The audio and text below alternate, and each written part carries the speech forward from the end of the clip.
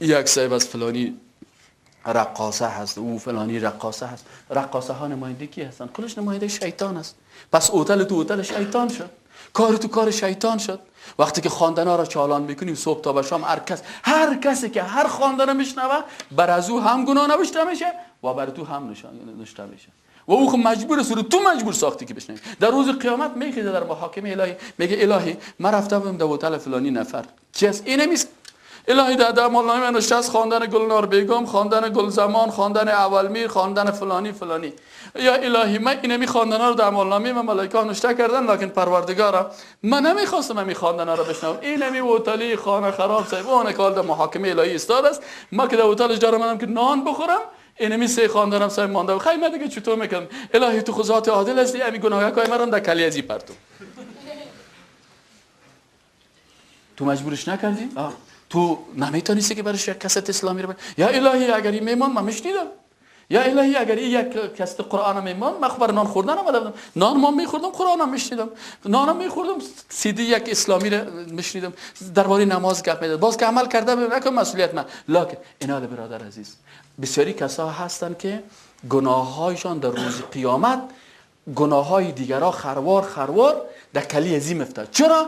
به خاطر از اینکه این سبب است. مثلا تو جوان هستی، شبیر جان عروسی کرد، وقتی که عروسی کرد در عروسی خود ما را میمان کرد، رفتیم داخل، حالا که چطور کنیم بریم؟ نگه شبیر جان آدم خوب است چطور است، خبر نه که صاحب میریم که تا نان است که دیش شدم شروع هست. شبیر جان چرا تو کار کردی؟ والا چی است؟ ما والا در روز قیامت میگم بله من پروردگارم من شبیر خوش داشتم به خاطر از اینکه نکای سنت کرده بود و دوست ما بود، رفتیم در عروسیش اشتراک کردیم و ناوقت 11:30 بجه رفتیم، گفتیم خیر است مقصد بریم که هم خوشحال شود دعوت ما کرده، ولی ما خبر نداشتیم این نیم ساعتی که بر نان خوردن شیشته بودیم این برای ما صاحب گلزمان آورده بود خواندن میده. الهی دیگه ما را خیلی مجبور ساخته دیگه، تو ذات عادل هستی. ما را 500 نفر اینالی این 500 نفر گانش. اما برعکس ازی اگر شبیر جان در اینه میگه وقتی که ما میریم در عروسی ازی یک عالم را خواستن و او برای ما درباره عروسی و سنت عروسی و احکام اسلام گپ میزنه، اوجا در روز قیامت ما میگیم یا الهی ما در عروسی شبیر جان رفته بودیم و شبیر جان در عروسی خود فلانی عالم خواسته بود و مسابقه سیرت بود، اینی گپا را ما یاد گرفتیم. الهی ما شهادت میدیم که همین عروسی از عروسی اسلامی بود، ما شهادت میدیم که انسان مسلمان خوب بود. الهی پروردگارا اینمی عروسی اسلامی چه راهی برای رفتنش به جنت بگردن.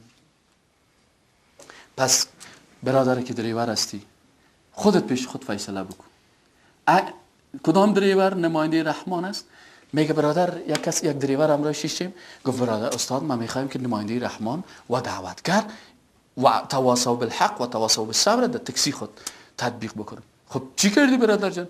گفت والا صاحب من رفتم اونجا چند دانه از این برادرها کاستای اسلامی را خریداری کردم، قرار یک کاست اسلامی را میمانم بر خودم 5-6 دفعه میشنوم، بیخی در مغزم شیشته، بیخی مولوی شدیم. اینا میاله مرا بگو ما یک ساعت برات درباره نماز گپ میزنم و کل آیاتایش میاد و هر کسی که در موتر ما بالا شده گفتیم برادری نمی از دیگه چیز ندارم تو خوب من تو را میرسونم. گفت روز یگان تا شیطان یگان مقاومت میکنن در غیر از سه بر کسی که برام پایین شده دعا کرده که الهی برادر در موتر تام برکت دخالیتن.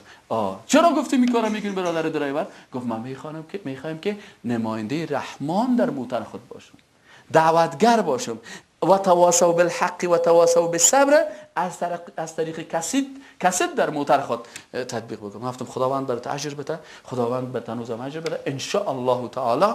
کل اینمی کسایی که در موتر تو سوار میشه در روز قیامت تو شهادت میدن که تو عالم هستی، فقیه هستی. گفت استاد من فقیه نیستم. گفتم در کسی که 40 حدیث برای یک نفر یاد میده و یا یک حدیث برای 40 نفر یاد میده در روز قیامت در جمله فقها حشر میشه. پس تو وقتی که یک کسی انداختی در بین از حدیث بود، همین حدیث تو چند نفر شنیده یه حدیثه؟ گفت دمی کسی یک 10 حدیث بود چند نفر؟ والا گفت تا شام یک 30-40-50 نفر یا 80 نفر یا 1.5 نفر خدای مدار ما بالا بود. خلاص اینمی نفرا کلشان شهادت میده که الهی اینی حدیث از زبان اینی از موتر زیاد گرفتم دیگه نفر. پس تو نماینده رحمان هستی و عباد الرحمن بنده های رحمان در روز قیامت سر تو شهادت میدن. دریور دیگه در موترش که داخل میشی کست خواندن میمانه و گپای زشت میمانه و شعرهای بسیار بیهوده و بیمانا را میمانه و ساز میمانه.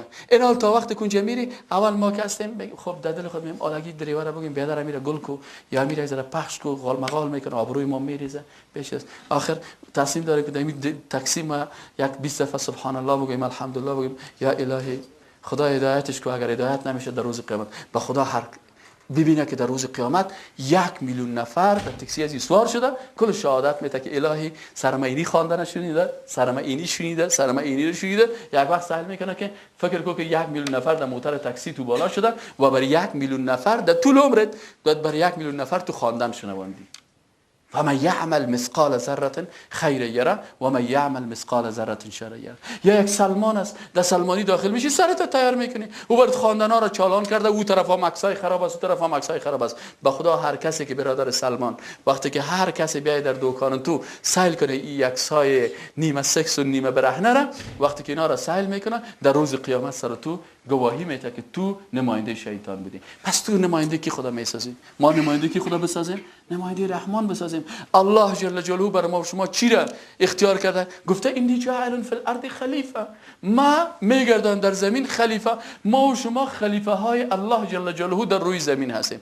اتونه که ظاهرا بگیم که ما خلیفه الله در روی زمین هستیم لکن کار شیطان بکنیم. نه خیر، زبان خدا به ذکر خداوند بسازیم. وقتی کسی در موتر ما بالا میشه، حتی موتر تاکسی موتر شخصی داره، بسیاری کسا در موترش که داخل شوی اول کار شیطانی را شروع میکنن. بسیاری کسا مثلا مهماندار هستی، بسیاری مهماندارا هست در خانهشان مهمان میری اولین کارش کار شیطانی هست. پس برادرای عزیز، پیشورای محترم، پدرای محترم، مادرای محترم، هر برادر که موتر داره هر چیز داره کوشش میکنیم برادر عزیز اگر دریور هستی، اگر صاحب مالک هتل هستی، اگر خودت کارمند هتل هستی، اگر سلمانی داری، اگر هر چیز داری، وقتی که میفهمی از این فرصت استفاده بکن. الحمدلله با ایمان هستی، الحمدلله نمازها رو با دیانت و روزه میگیری، خودت در جمله دو چیز پورا کردی. الا الذين سعی کنی گفته الا الذين مگر کسانی از خسران خلاص هستند که 3 شرط داشته باشن: آمنو و عملوا الصالحات.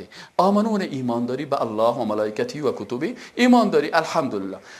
و عملوا الصالحات نماز میخوانی، روزه میگیری، حج میری، کارهای خوب میکنی الحمدلله. دوی و تواصوا بالحق و تواصوا بالصبر. سوم شرطشه از این طریق میتونی پورا بکنی. در بین هتل، در بین موتر، آل دعوت کردن چه آسان شده. مثلا یک استاد یک درس آمادگی میره 1 هفته سر از زحمت میکشه. ما سر بعضی درس ها 1 سال 2 سال تحقیق میکنیم. تحقیق 1 ساله خدا باز میشه درس جور میگیم. باور بکنید درباره همین گوشت حلال و گوشت و حرام و گوشت های داخلی و گوشت های خارجی 2 سال از ما تحقیق میکنیم. تا حالا جرأت نکردیم که امور بیایم درس بدم. من باش که شرطش پورا شوی، شرطش پورا شوی، پورا شوی تا که کلش چرا به شکل CD میره، کل مردم ایره میبینن و از ما سوال میکنن که این گپ راست گفتی، این غلط گفتی، چطور است؟ پس ما آیات، احادیث، فتاوا، نظریات علما، فتاوای علما ایره کلش اینا یک درس را که یک عالم تهیه میکنه 1 سال 2 سال سر از زحمت میکشه. و برای تو چقدر آسان است که خدای مهربان بر تو رحم کرده. در 20 افغانی 25 افغانی یک دانه CD، در 25 افغانی یا 30 افغانی یک دانه کست میتونی که در بین موترت من حیث یک دعوتگر در روز قیامت حشر شوی. پس برادرای عزیز، خداوند متعال جل جلاله دعا بکنیم که بعد تمام درایورای ما، خداوند تمام مادر و پدر در بین فامیل، برادر کلان که در فامیل است، الهی اگر کس پدر فامیل است برش توفیق بده که خلیفه تو در فامیل خود باشه. الهی اگر کس مادر فامیل است برش توفیق بده که خلیفه الله در فامیل باشه برای اولادای خود. الهی اگر کس برادر کلان است یا خواهر کلان است برش توفیق بده که نماینده الله در خانه باشه و به برادرای خرد و خواهرای خرد خود راه دین نشان بده، نه راه گمراهی و سینما رفتن و خواندن و ایگپاره.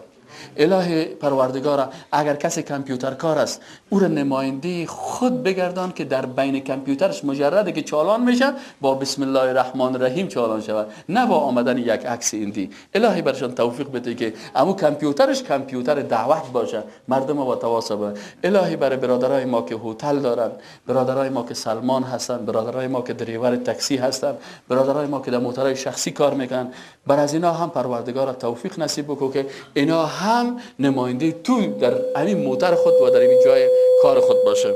پروردگار برای کسایی که مثلا دیگه پیشه ها دارن، دیگه رشته ها دارن، در هر جایی که هستن پروردگار کل ما را الهی توفیق نصیب بگو که خلیفه تو در روی زمین باشیم و وقت مردم ما را میبینه خدا به یادشان بیاید، از طریق کست، سی دی، زبان خود ما، از طریق کتاب، مجله اسلامی دیگرها را هم به طرف دین دعوت بکنیم. الله و پروردگار آخرین کلمه که از زبان ما خارج میشه کلمه لا اله الا الله محمد رسول الله صلی الله علیه و سلم.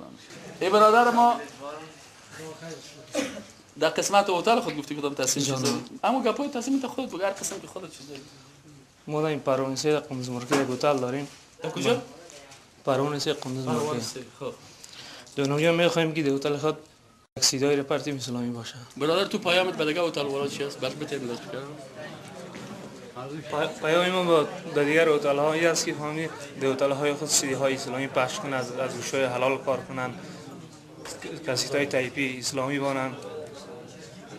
بسم الله الرحمن الرحیم.